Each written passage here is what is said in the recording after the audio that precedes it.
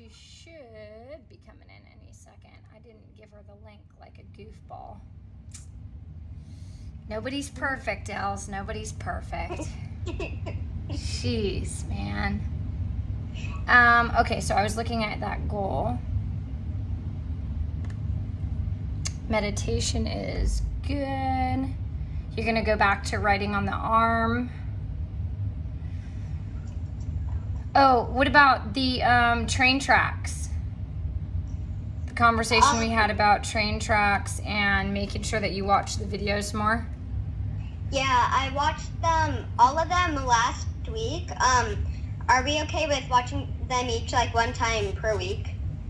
You can do that. I think the more you watch, the more likely you are to get the train on the track.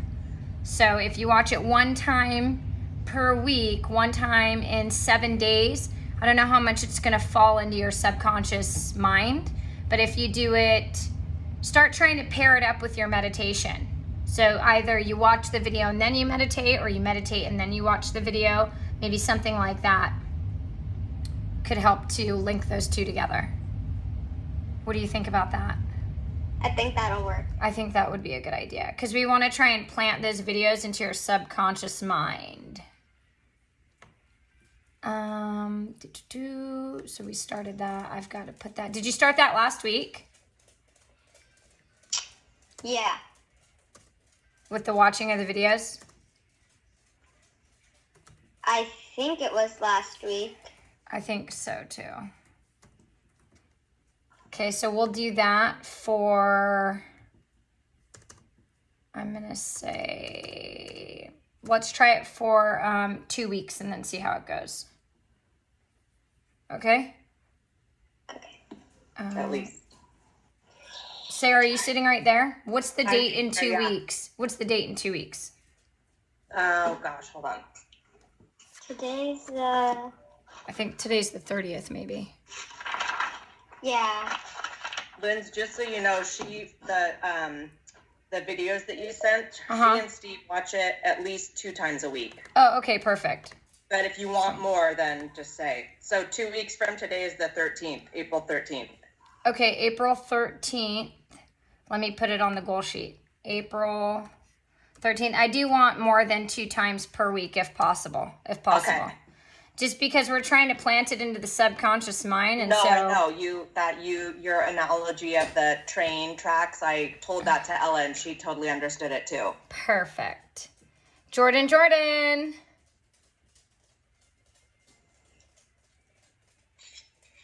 Oh. Hi guys, can you hear me? Yes, ma'am. Hi Ella. Hi.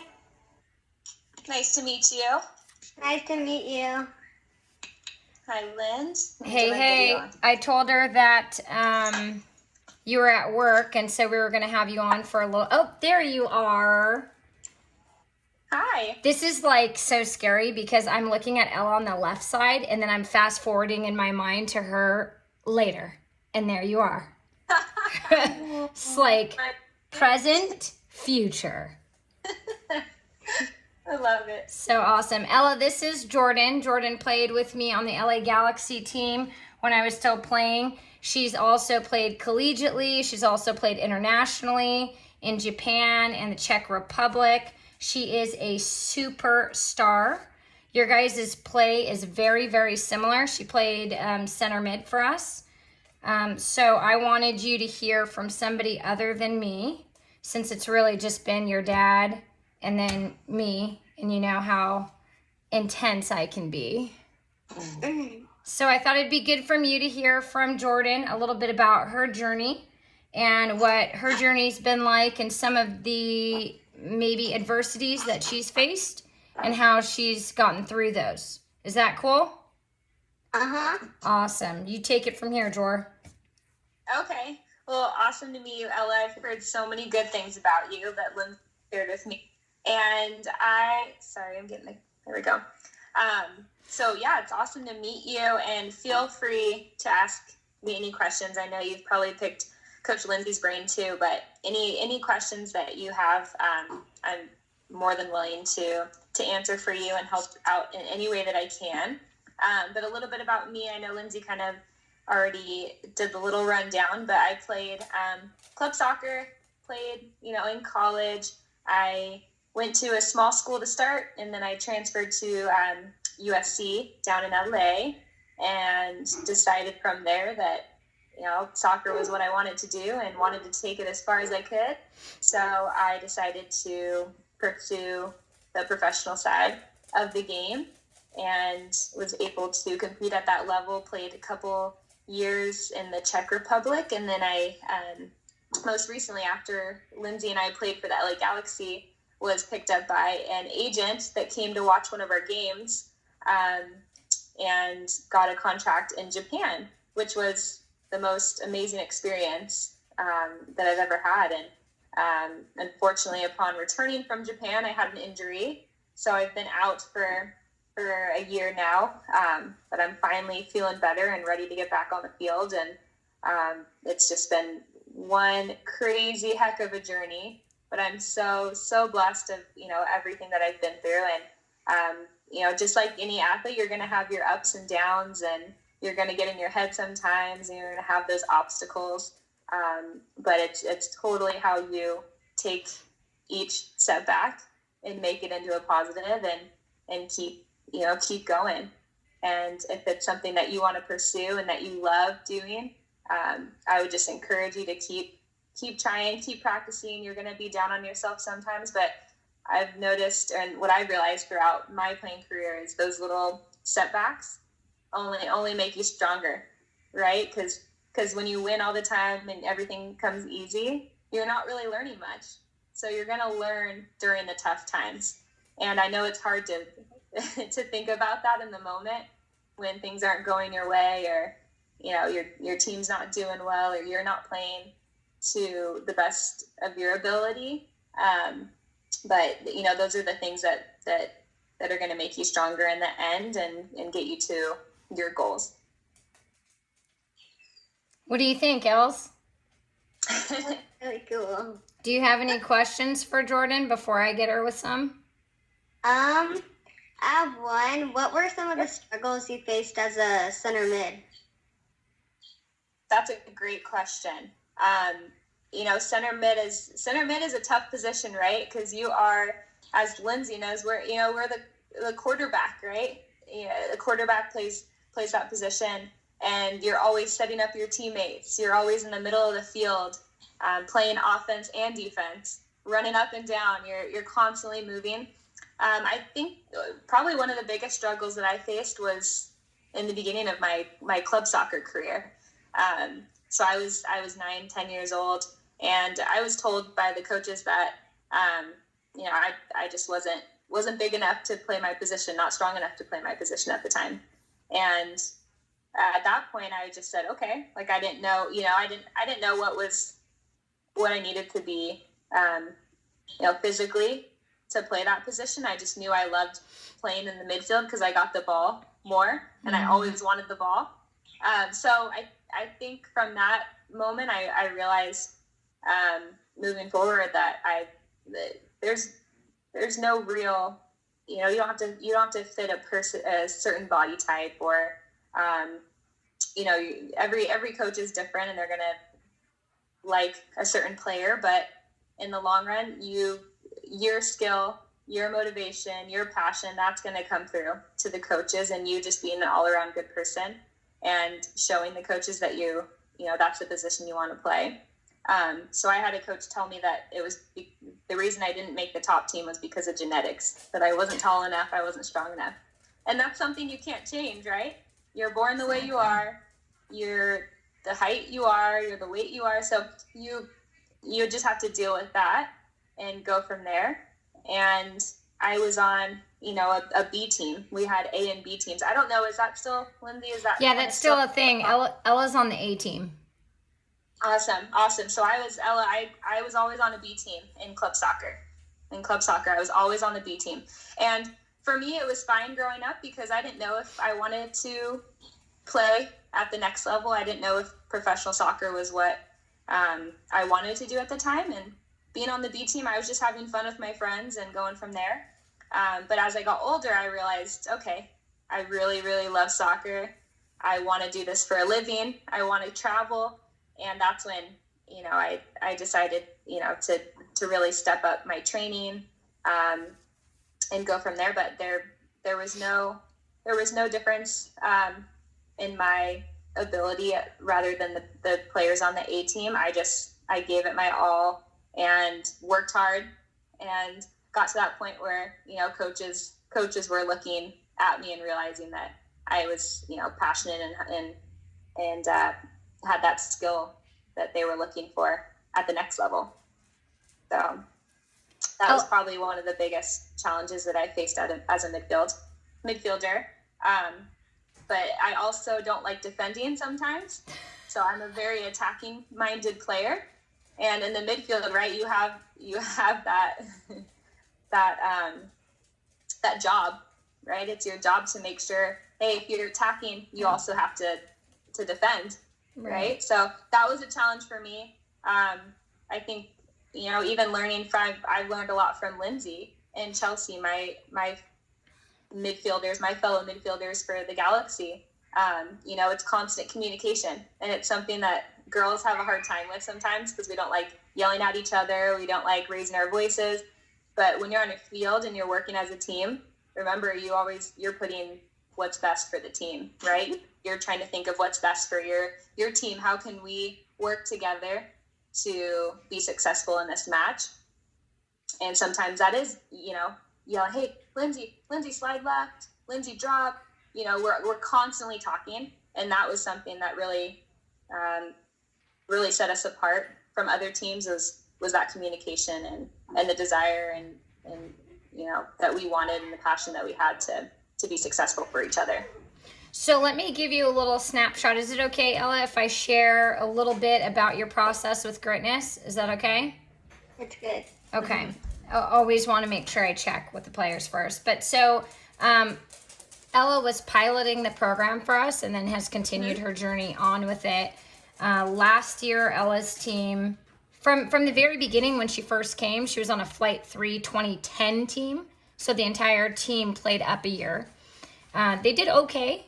They won half, lost half, and then this past year, pre-COVID, of course, her team just annihilated everybody. They won State Cup. That's why I couldn't be with you guys for our championship in Canada. They won State Cup. Ella just destroys players, up the wing, in the middle. She's one of the only kids her age who can really strike a good ball, especially from a distance. And so she has all the technical skills. She has great vision, but as the flighting has changed and we've gone from 2 to 1, and now the field has gotten bigger and we have more players on the field, there's a little bit, would you call it feeling like a little lost? Kinda. Yeah, there's like some hesitancy, a little bit of confidence issues there, and then struggling to stay mentally focused after mistakes. I would say that's the biggest thing that this program is really working on for her right now, and she's totally dedicated. She does all the homework. She's been doing her meditation. She's met every goal so far. So she's coming a long way, and I thought you could potentially give her some information about, the middle of the field is a very chaotic place to be in a game. Especially when you're changing levels, especially when there's more people on the field. And so talk to her a little bit about, how does one play that spot without becoming too overwhelmed?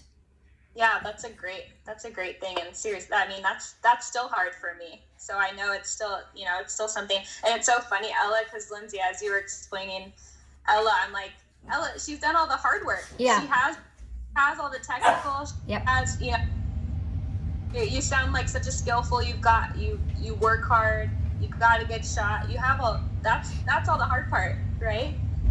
So now it's just making the mental get to that same level. And I mean, just remember that you've done the hard part. You work hard. You've got the skill down. Being in the midfield can get a little hectic. I would say a couple things that I kind of rely on to get my head straight is I always have like a point of contact. So if if something goes wrong, or I'm mad at myself, or I always find somewhere on the field that I could look to, and that resets me. Okay, so even if it's I look back to our goalie, and I just reset my mind, turn around, and I'm back in. So yeah, it's hard because I do take my mistakes very personally. I take it hard, and I carry that with me. The other thing I do is if I'm in the midfield and my passes aren't going, my passes are off, or I'm just having off touches, I'll just go back, get the ball, take a touch, and pass. Play very simple. Get yourself back in a rhythm, right? So if you're trying to do too many moves, you're trying to dribble too much, that's when the frustrations are going to kick in. And then you're just going to wear yourself down and get tired. So I think the biggest point of advice for that is play simple, right? Get into your groove, find your rhythm, right? And that's how you're going to get more confidence when you're connecting those passes, right? And just getting those little things right. And then, go from there and start building on it.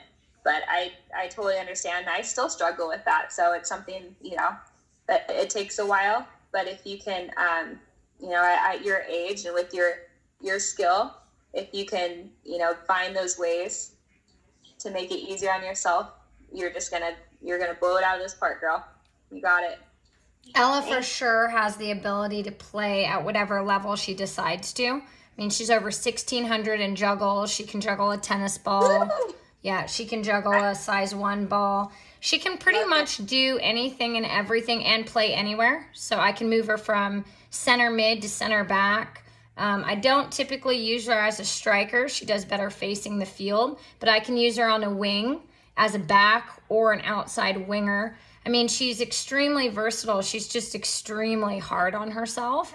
And so sometimes I think that it actually takes away from her gaming when she becomes so focused on the mistake, and she can't let it go. So it's good, Ella, for you to hear that, even at my level, even at Jordan's level, we make mistakes all the time. It feels chaotic for us too. It feels very, overwhelming for us. And we're people who have played the game 3 times as long as you. So it's normal to feel like, what the heck is going on here? Like, what's happening? And what Jordan's talking about, that mental reset, is exactly what we're working on. She's got written word on her arm or shoes to try and mentally reset. The meditation's supposed to be helping with some of that. And so she's got a bunch of different, we're doing trains on the track right now, watching a lot of center mid videos to subconsciously start putting those plays into her mind so they just kind of happen for her. That's great. I do that, Ella, too. I was introduced. I didn't watch too much soccer growing up when I was younger. So it's great that you're able to watch different teams and different midfielders. In college, my college coach told us to all pick a midfielder and follow that midfielder. And I picked Manchester City's midfielder, Kevin De Bruyne, and he has been my favorite midfielder ever since. And I found that one way to kind of get my mental, because I would get pretty anxious the night before games and just, feel myself starting to get the butterflies come in, and, I hope I play well. Bless you. And so I felt that watching YouTube videos of Kevin De Bruyne, or, watching past games of him and just playing that simple game and kind of envisioning myself playing my game, right? You're playing, you're on the field for a reason. You're skilled. Just remember that and trust that. You're very talented. So, and there's a reason you're doing what you're doing. And just remember to have fun, enjoy it. It's a game, right? Yeah. Exactly. Ella, anything else for her? Because she's at work, so we got to let her go soon. Do you have any other questions for her? I think I've heard a lot of amazing stuff already. She's very insightful, this little one. Yep. And Ella, if you ever need anything, or you have any other questions that you think of, feel free to share with Lindsay, or and I'm always here, and I'm cheering for you. So I feel like I'm looking in a mirror. Right. Thank you, Jordan. Appreciate you. Love you very much. I will talk to you soon. Thanks. Nice meeting you, Ella. Nice meeting you too. Get up, girlfriend, okay? Okay. Have fun at work. Take care, guys. Bye. Oh, wait. Before you go, I need to take one photo.